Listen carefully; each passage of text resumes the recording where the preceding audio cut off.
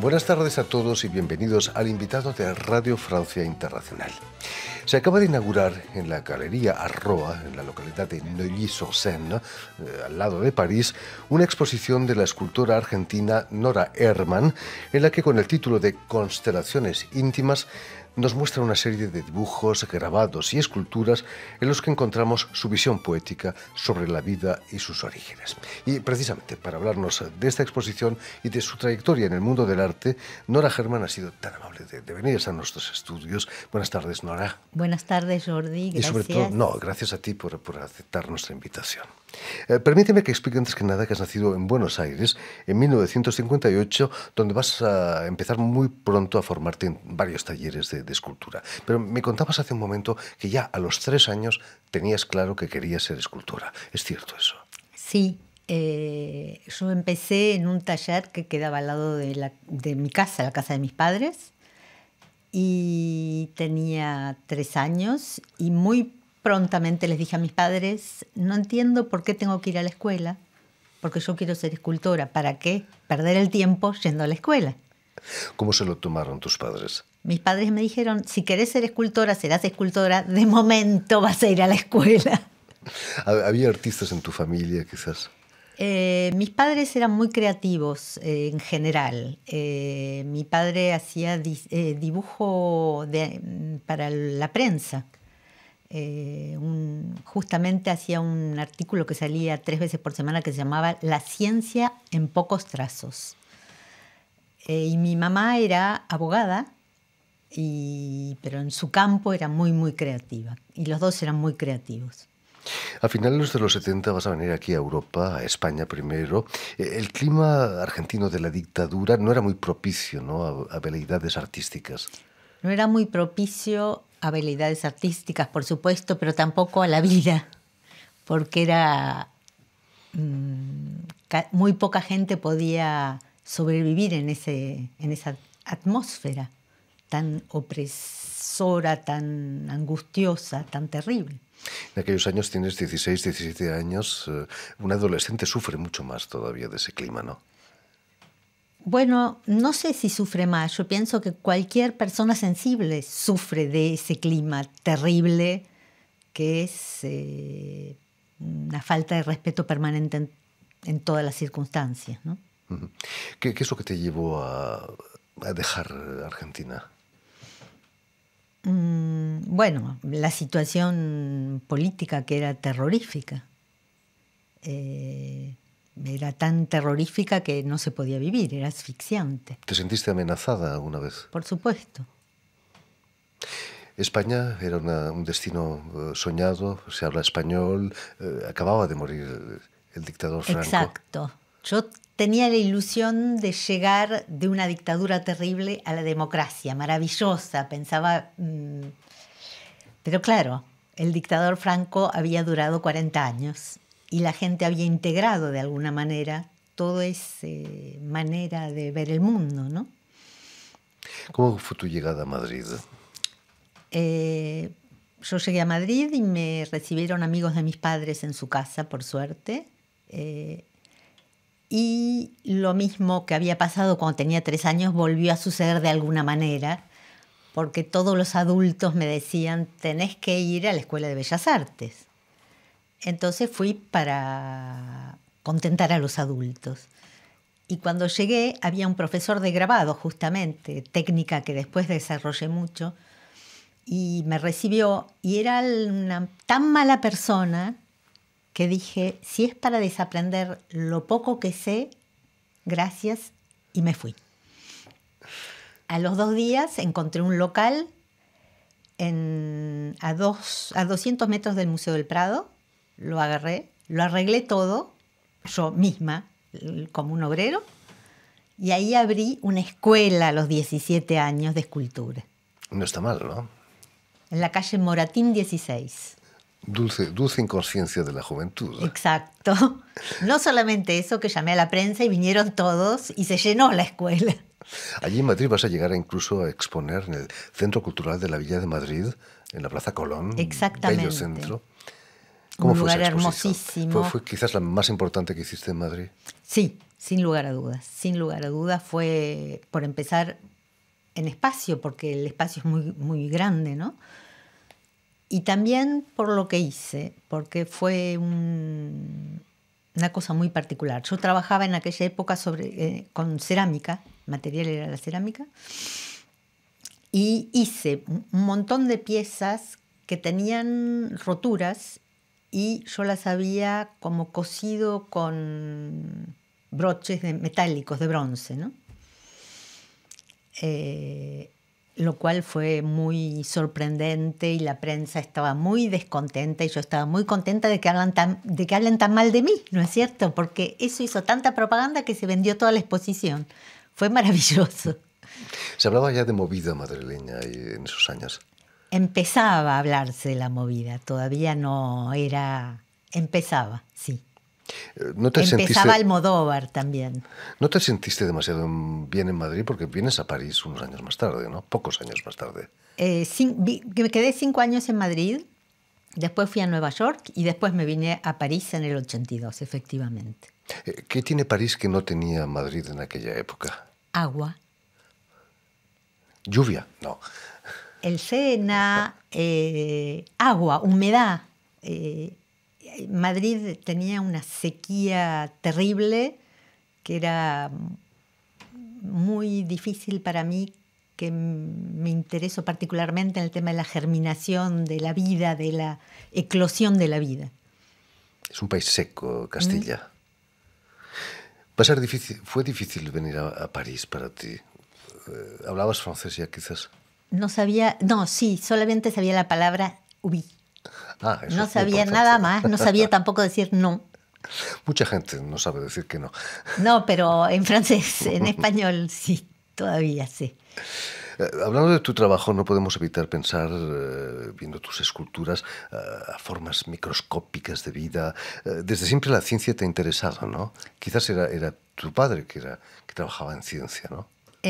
No, mi papá hacía los dibujos de este artículo que se llamaba La ciencia en pocos trazos, pero es verdad que a todos nos interesaba la ciencia, siempre nos interesó la ciencia, pero mezclada con el arte y para nosotros todo es lo mismo de alguna manera, ¿no? Uh-huh. ¿Nunca se te ocurrió hacer estudios científicos? Sí, por supuesto que sí. ¿Biología quizás? Me hubiese gustado, pero tengo una sobrina que es bióloga. Durante tu carrera has realizado varias residencias en países del norte de Europa como Dinamarca o Suecia, pero sobre todo una en el Instituto Curie, un instituto científico aquí en la capital francesa. ¿Cómo surgió esa posibilidad? Tuve la suerte de que desde hace muchos años muchos de mis coleccionistas son biólogos, porque forzosamente mi fascinación por el origen de la vida y la de ellos coincide en algún lugar, mirado desde otro punto de vista, pero los dos o todos estamos interesados por el mismo tema, ¿no? Entonces, a partir de eso, muchos biólogos se interesan por mi trabajo. Y un día, en una exposición en el 2013, en la Galerie Herzog, que queda ahí al lado del Centro Georges Pompidou, vino un grupo de biólogos del Instituto Curie y se quedaron muy interesados. Había estas obras, por ejemplo, en la exposición. Sí, que recuerdan extrañamente una visión de un microscopio. Y entonces ellos me invitaron a venir al Instituto Curie porque me querían hacer varios encargos para los locales del instituto. Y entonces yo fui a una reunión donde estaban 15 investigadores, todos genios, cada uno en su tema, porque cada uno es especialista de un tema. Y empezamos a hablar. Cada uno me explicaba el objeto de su estudio, ¿no? Lo que él estaba estudiando con su equipo, porque eran los directores de un equipo, cada uno director de equipo. Con la suerte de que todos los equipos esos eran sobre el tema de la morfogénesis, epigenética y potencialidad. Que traducido al lenguaje normal es el origen de la vida. El origen de la vida, que es el tema del que yo estoy fascinada desde siempre. Entonces era como una coincidencia maravillosa para mí. Entonces empezamos a hablar y yo les dije, ¿ustedes quieren que yo les haga algo para ustedes? ¿O no sería mejor que yo venga, mire lo que ustedes hacen, trabaje con ustedes, le haga 1000 preguntas, ustedes me hagan preguntas? Y a partir de eso, seguramente inspirada de lo que ustedes me digan, va a haber ahí algo que por ahí pueda inspirarlos a ustedes de alguna manera. ¿Tuviste la posibilidad de echar una mirada en un microscopio electrónico, por ejemplo? No solo la posibilidad, sino que me pasaba el día mirando por los microscopios electrónicos y ahora son una maravilla. Podés ver una cantidad de cosas y ir más adentro, más profundo. Es realmente espectacular. Sobre todo es una forma de arte, ¿no? La naturaleza es increíblemente mágica. La naturaleza es muchísimo más perfecta que el arte. La naturaleza es lo más. No hay más belleza que lo que la vida crea. Para mí, en todo caso. Después de tantos años trabajando sobre el origen de la vida, ¿ha cambiado tu manera de ver la materia viviente, la vida? No lo sé. Creo que siempre estoy igual de fascinada, igual de maravillada cuando veo la eclosión de la vida. Por supuesto que con los años uno ve la vida diferente, pero esa maravilla que te produce el ver el inicio de la vida.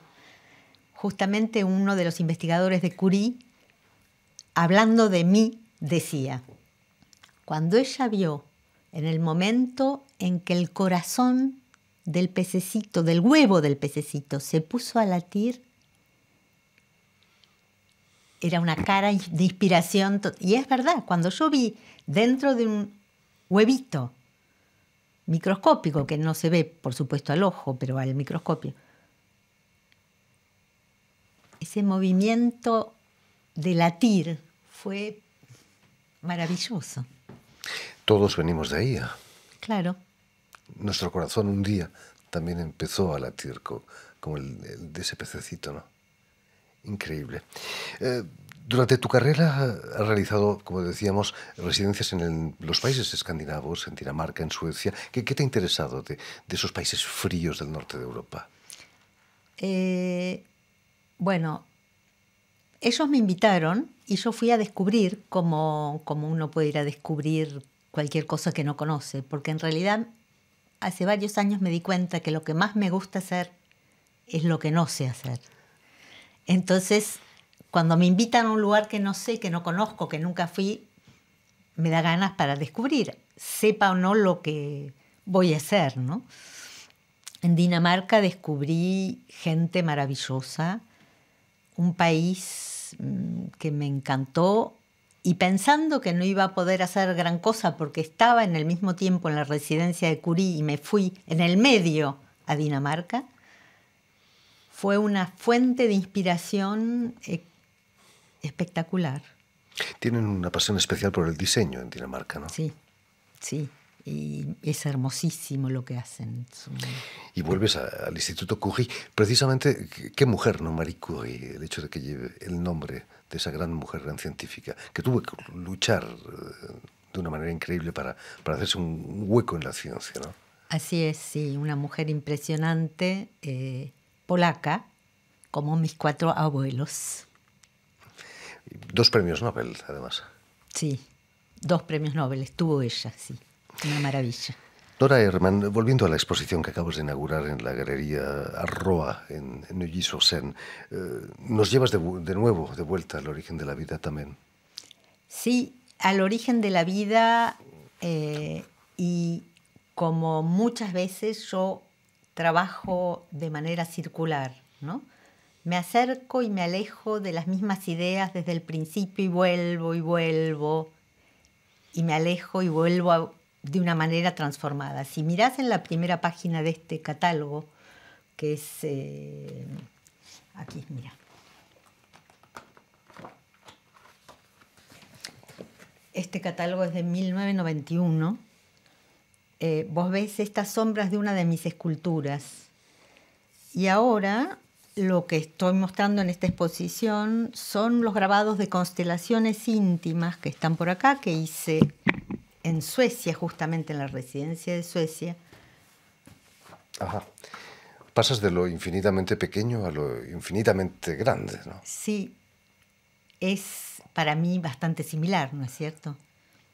Cuando te pones a mirar el cielo y ves las estrellas y ves el movimiento de las estrellas rodar alrededor, o sea, nosotros rodamos, pero uno ve como si que las estrellas dan vuelta alrededor de uno, es de alguna manera la misma fuerza que hace que la vida se genere, ¿no?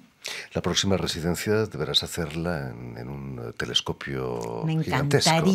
Me encantaría hacerla en el espacio sin lugar a dudas, porque además una de mis primeras experiencias científicas fue en Argentina, con los científicos del Observatorio de las Estrellas Nacionales. En fin, pues ya lo saben, tienen una cita en la Galería Roa, en Neuilly-sur-Seine, donde estará abierta la exposición de la escultora argentina Nora Hermann. Permíteme también dar las gracias a Elena Abril, quien ha estado al tanto de la realización de este programa, y sobre todo enviar un especial saludo a nuestros oyentes que nos escuchan en Buenos Aires, gracias a Radio Cultura. Muchísimas gracias, Nora, por haber estado aquí con nosotros y mucho éxito aquí en Neuilly-sur-Seine con tu exposición. Gracias a ti, Jordi.